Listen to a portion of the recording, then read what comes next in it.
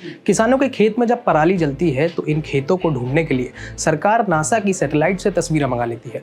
मगर जब इन्हीं किसानों को फसलों का मुआवजा देने की बात आती है तो किन खेतों में फसल का नुकसान हुआ है ये पता लगाने के लिए सरकार पटवारी भरोसे छोड़ देती है। तो आज बात इसी पर होगी कि जो तकनीक पराली जलाने वाले खेतों की खोज में लगाई जाती है वह तकनीक किसानों की फसल के बेहतर आकलन में क्यों नहीं लगाई जाती।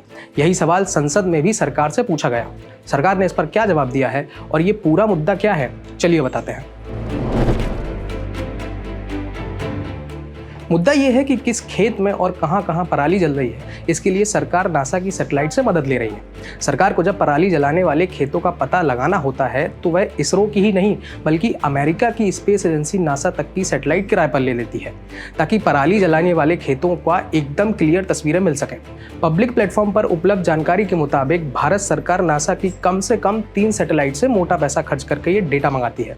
इनमें नासा की Suomi NPP satellite, Suomi national polar orbiting partnership यानी एनपीपी सैटेलाइट और एक्वा सैटेलाइट से सरकार पराली जलाने की घटनाओं का डेटा लेती है।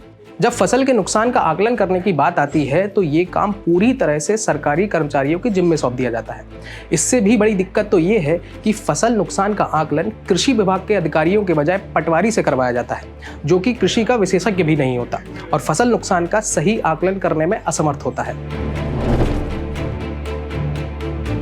जब लोकसभा में इसी बात को लेकर सवाल उठा तो सरकार की तरफ से कृषि एवं किसान कल्याण राज्य मंत्री रामनाथ ठाकुर ने सदन में इसका जवाब दिया। ठाकुर ने अपने जवाब में बताया कि कृषि एवं किसान कल्याण विभाग ने महालनोबिस राष्ट्रीय फसल पूर्वानुमान केंद्र, सरकारी और निजी एजेंसियों का सहयोग, सैटेलाइट या रिमोट सेंसिंग डेटा का उपयोग महालनोबिस राष्ट्रीय फसल पूर्वानुमान केंद्र के माध्यम से अलग अलग सरकारी और निजी एजेंसियों को शामिल किया है, जिसमें सैटेलाइट या रिमोट सेंसिंग डेटा जैसी तकनीक का उपयोग किया जा रहा है और समय पर पारदर्शी तरीके से फसल के अनुमान का पायलट स्टडी किया। सरकार ने लोकसभा में बताया कि इस पायलट अध्ययन से मिले निष्कर्षों के आधार पर और हितधारकों यानी शेयर होल्डर्स और तकनीकी सलाह के बाद खरीफ 2023 से धान और गेहूं की फसलों के लिए यस टैग की शुरुआत की गई है।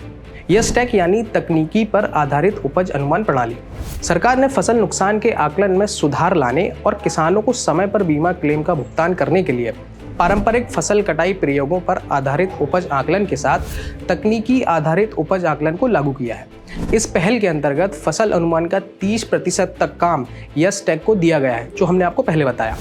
जाहिर है कि किसानों की फसल नुकसान का आकलन करने के लिए सरकार सैटेलाइट या रिमोट सेंसिंग डेटा पर आधारित यस टैग प्रणाली की मदद ले रही है। मगर इतने बड़े देश में इतनी बड़ी कृषि को कवर करने वाली बीमा योजना के क्लेम का सिर्फ 30% जिम्मा ही इस यस टैग प्रणाली से कराया जा रहा है। मेरा नाम है स्वयं निरंजन और किसानों से जुड़ी हर काम की खबर के लिए आप किसान तक को सब्सक्राइब कर सकते हैं। अगर ये वीडियो आपको पसंद आया है तो इसे लाइक जरूर करें। अगर चैनल अभी तक सब्सक्राइब नहीं किया है तो कर लें और नोटिफिकेशन पाने के लिए बेल आइकन भी दबा दें।